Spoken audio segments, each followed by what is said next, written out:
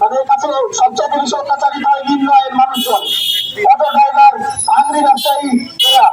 তা আমার কথা হচ্ছে যে এই চাঁদাবাজদের যারা নেতা তাদেরকে প্রশ্ন করতে চাই, এই বাংলাদেশে বেঁচে থাকতে হলেও আর কত টাকা চাঁদা দিতে হবে? আমরা একেবারে সেই চাঁদাগুলো দিয়ে দিই আপনাদেরকে। যতদিন বেঁচে থাকবো বারবার চাঁদা দিয়ে বলেন আমরা একবারে আপনাদেরকে চাঁদা দিয়ে দেই, তাহলে আমরা বেঁচে থাকার ম্যান্ডেটটা আপনাদের কাছ থেকে নিচ্ছি। আমার কথা হচ্ছে এই চাঁদা যারা যাদের কাছ থেকে চাঁদা নেওয়া হয়, অটো ড্রাইভার, ভ্যান চালক, কৃষক, শ্রমিক, দিনমজুর, তাদের কাছে বলে দিতে চাই যারা চাঁদাবাজ এই দেশটা তাদের নয়, তারা ভাষা পানা। আপনারা আওয়াজ তুলবেন, তুই যে চাঁদাবাজ এই দেশটা কি তোর বাপ দাদা? দেশটা কি চাঁদাবাজের বাপ দাদার নাকি তোরা চাঁদা দিব? নিজে নিজে আপনারা নিজেরাই প্রতিরোধ করে তুলুন।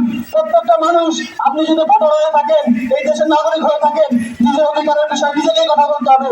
চাঁদাবাজের বিরুদ্ধে একা থাকলে একাই কথা বলবেন যে তুই রাস্তায় কি তোর বাপ দাদা যে রাস্তায় চলাফেরা করছে তাকে চাঁদা দিতে হবে। আমার ফিরে এসেছে, আমার ভাইরা কত কষ্ট করে রক্ত দিয়ে এই চুলায় একটা বিপ্লব ঘটিয়ে বাংলাদেশে শান্তি ফিরিয়ে এনেছিল। তারা এই শান্তিকে শান্তিপূর্ণ ভাবে রাখতে যাচ্ছে না, তাই এই সব শান্তিপূর্ণ এই বাংলাদেশকে আবার চাইনি যুগে ফিরিয়ে নিতে যেতে যাচ্ছে।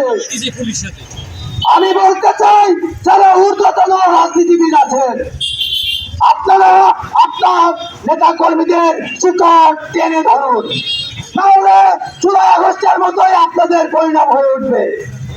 অনেক কথা বললাম, তো মানুষ হিসেবে আমাদের যে মৌলিক অধিকার বেঁচে থাকা, এটা সে যে দলেরই মানুষ হোক না কেন তার তো বেঁচে থাকার অধিকার আছে।